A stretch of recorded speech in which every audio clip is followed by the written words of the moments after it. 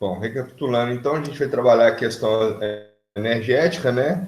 E a importância das infraestruturas para a economia, para o desenvolvimento econômico do país, e se tratando especificamente de um panorama geral, e depois a gente vai comentar um pouquinho sobre a questão brasileira à luz dessas infraestruturas, mas hoje a gente vai focar um pouquinho mais na questão energética, né? Então, a energia, ela é extremamente importante para as atividades produtivas. Aqui a gente pode ver aí uma construção romana e a forma como a construção foi concebida, né? Ela foi orientada pela posição do Sol, então o Sol consegue, nesse aspecto, gerar aqui uma fonte de energia, né? No caso aqui, aquecer a água, né? Diminuir a necessidade de iluminação interna com outros artifícios e tal. Então, a ideia é ter essa noção das diferentes formas de energia. Então, quando a gente fala em energia, né, a física vai falar para a gente que energia é a capacidade de produzir, de realizar trabalho, né? Então, no contexto econômico atual, ela é imprescindível para qualquer país, né? Tanto na questão econômica, mas também até mesmo na qualidade de vida das pessoas.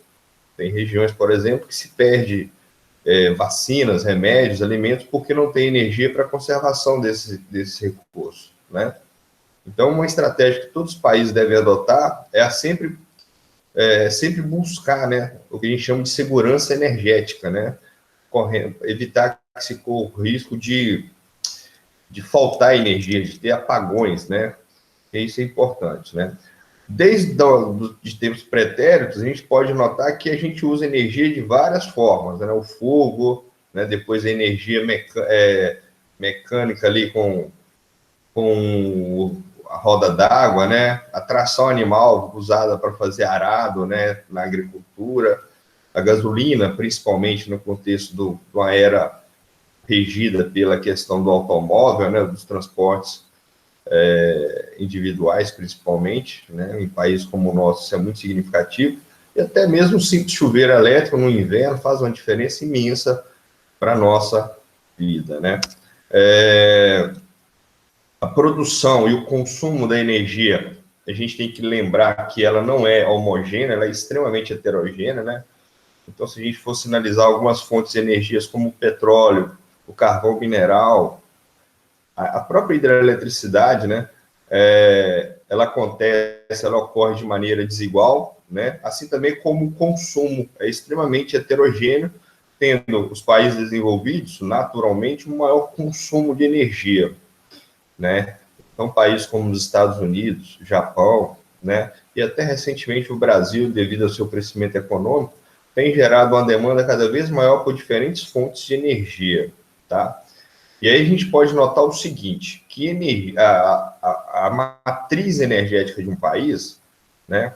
Ou seja, o que seria essa matriz energética? Um conjunto de fontes de energia que o país utiliza, ela é constituída por diferentes fontes. Então, você vai ter os combustíveis fósseis, você vai ter a nuclear, os biocombustíveis, a hidroeletricidade, a eólica, a solar, né? No entanto, de acordo com o contexto natural do país, né, ele vai ter uma maior ou a menor quantidade de determinado tipo de energia devido aos seus recursos disponíveis, né? Agora, de maneira geral, galera, e é muito cuidado com o que eu vou falar aqui, a matriz energética mundial, ela é constituída basicamente por energias, né?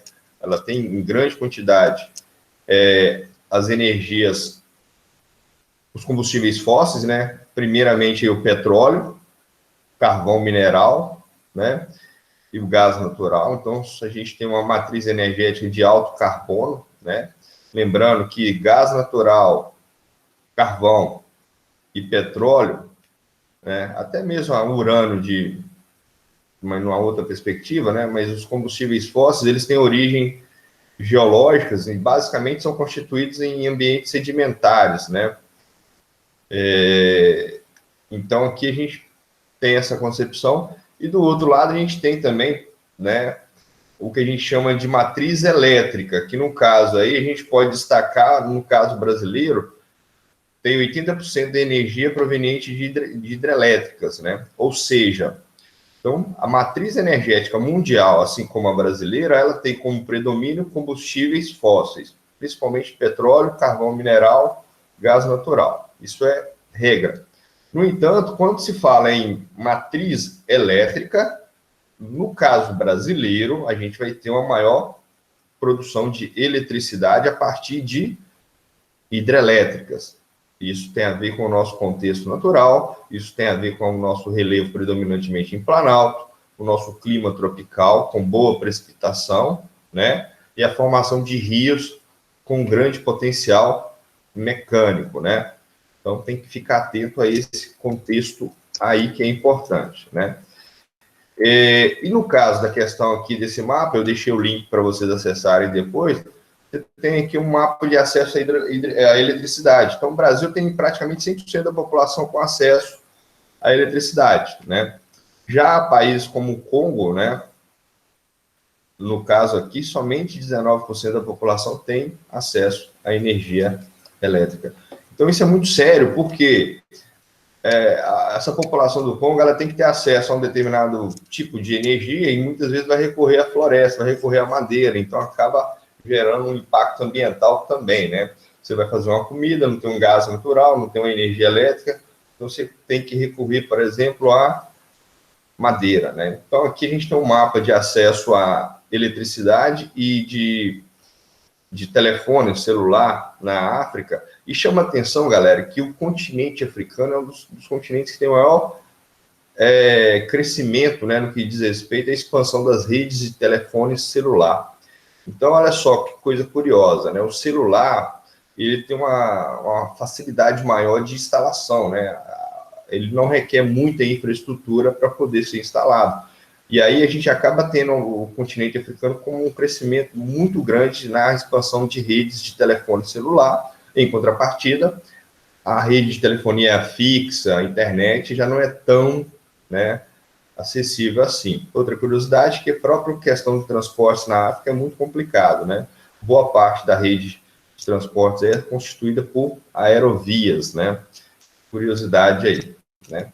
E aí você tem que também diferenciar o que é uma energia renovável e não renovável, né? Energia primária e secundária, coisas que a gente aprende lá no ensino médio, no ensino fundamental, né? Aqui a gente vai falar um pouquinho sobre a matriz energética mundial e do Brasil, como eu falei, né? Boa parte da energia mundial está sustentada pelos combustíveis fósseis, né? O que a gente pode falar de questões relacionadas a problemas ambientais, principalmente, e até mesmo de ordem geopolítica, quando tu analisa a situação do petróleo, né? O petróleo, desde a segunda revolução industrial, se torna-se a principal fonte de energia do planeta, né? E ele tem algumas vantagens, se comparado com outras fontes de energia, que é o seguinte: além de ele ter uma boa eficiência energética, ele permite gerar vários subprodutos que vão desde polímeros, coisas destinadas à agricultura, asfalto, diesel, gasolina, entre outros, né? Então, o processo de beneficiamento do petróleo permite gerar uma série de derivados aí. E aí, no Brasil também é a mesma questão, né? Boa parte da energia, nossa matriz energética, está relacionada ao petróleo.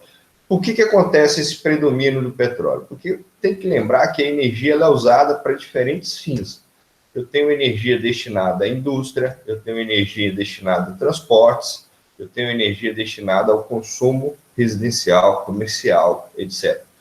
Então, para cada tipo de uso, eu tenho uma melhor energia adaptada àquele uso, né? Mas, de maneira geral, a demanda maior por combustíveis fósseis é sentida.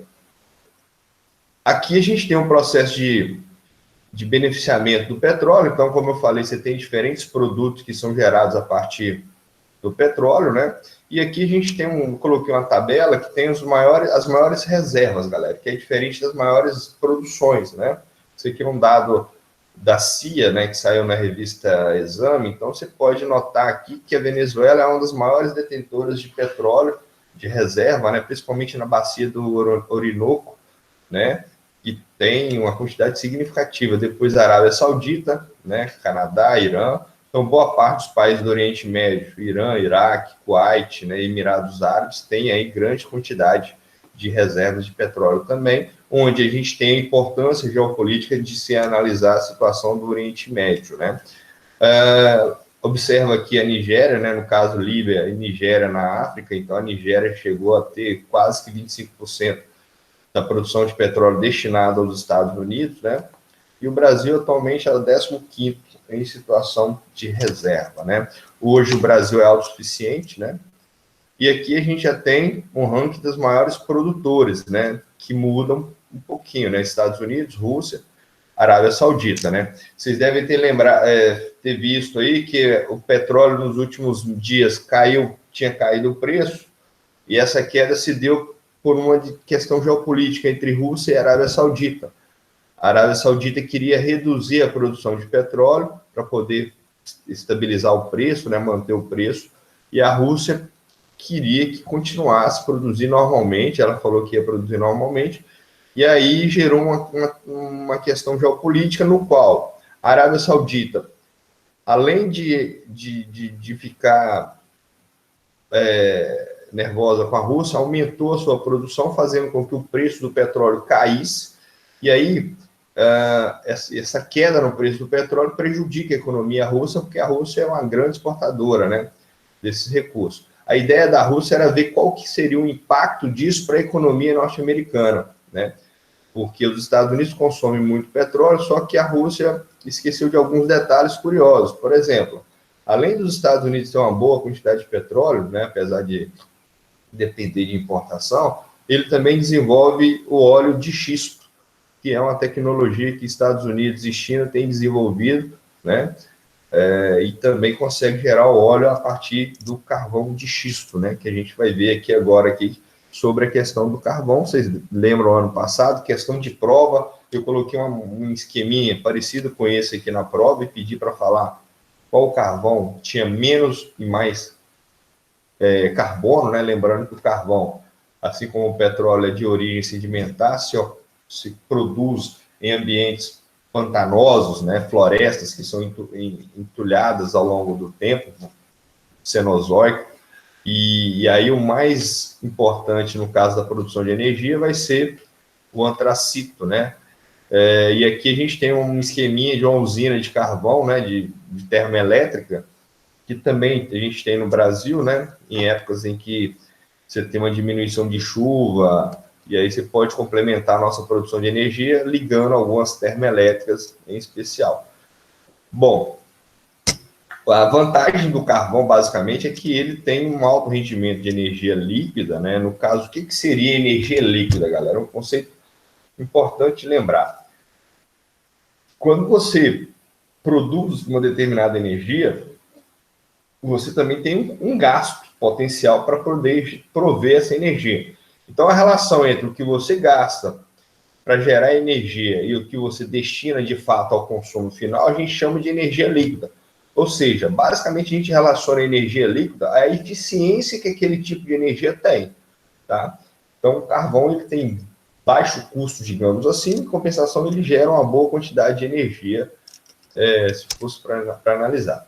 No caso do xisto bituminoso, como eu falei, os Estados Unidos e a China desenvolveram o método de extração do fracking, né, quebrar a camada de rocha, bombeando água, ácido e extraindo esse óleo de xisto, né? Então, ele consegue produzir com xisto bituminoso tanto o óleo quanto também o gás de xisto.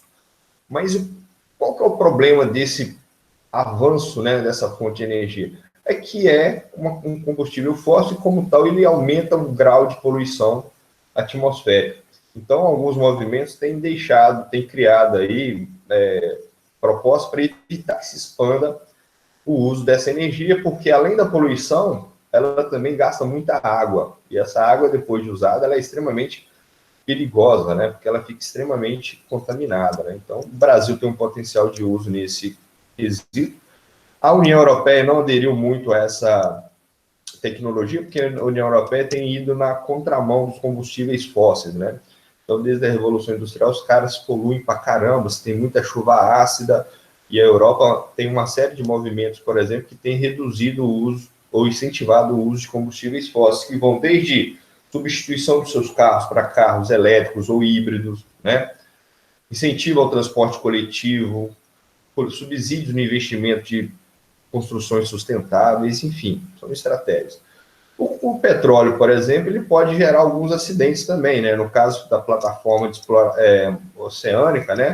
Como é o caso do Brasil, que é um país que tem referência na produção do pré-sal, extração de petróleo de águas profundas, né? A gente está falando de profundidades que podem chegar a 7.000, 6.000 metros de profundidade. O Brasil é um país que tem maestria, expertise nessa tecnologia, né? Então, quem for estudar na UFRJ, no Rio, vai fazer o COP lá na engenharia, vai ver que tem modernas instalações para fazer estudos, para fazer modelagem sobre como construir, como preservar melhor essas plataformas de produção aí de petróleo, né? Lembrando que o Brasil é um país autossuficiente de petróleo, porém, o nosso petróleo ele é mais grosso, o que requer do governo investimentos em refino. Então, a gente extrai o petróleo, exporta ele e compra ele beneficiado, refinado, tá? Coisa que a gente não consegue entender, mas enfim. Então, é uma condição importante para a gente entender.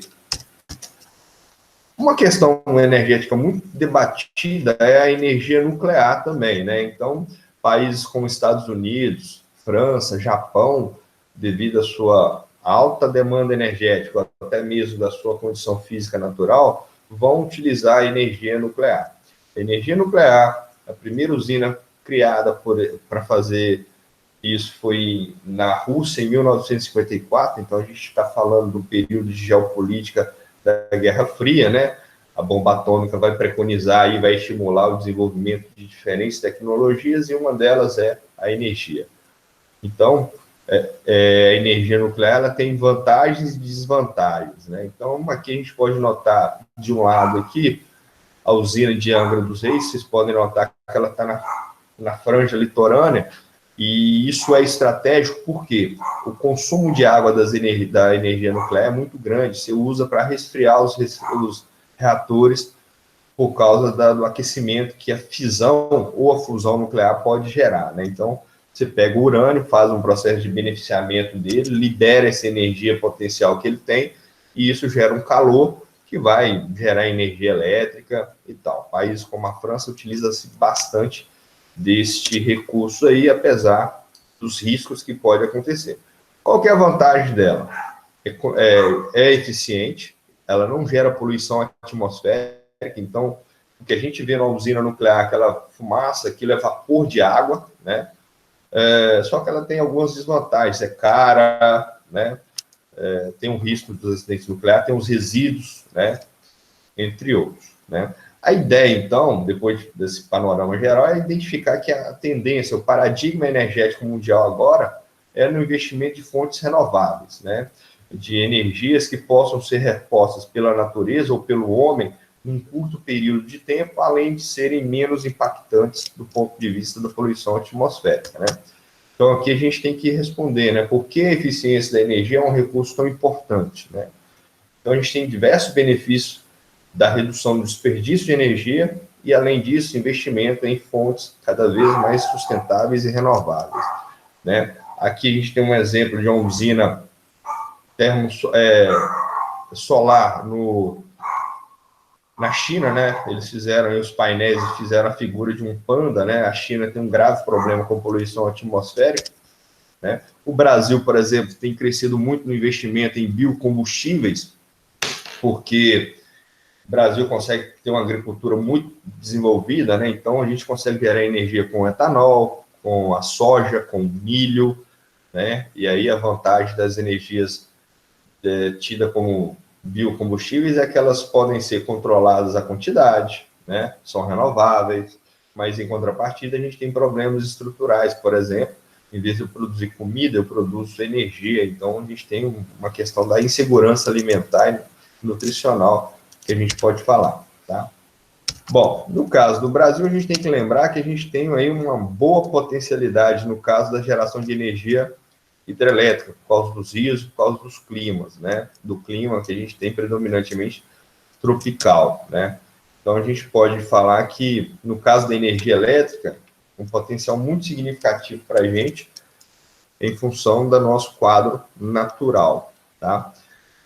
No entanto, galera, tem uma questão importante que é a seguinte, né?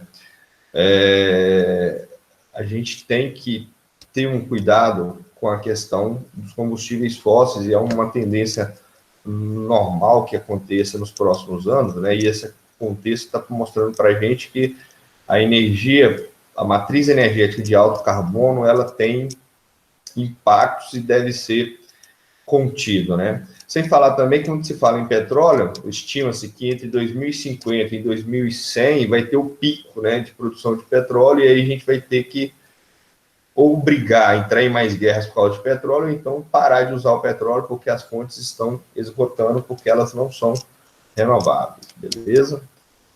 Vamos abrir aqui para a gente discutir. Interromper a gravação. Ok.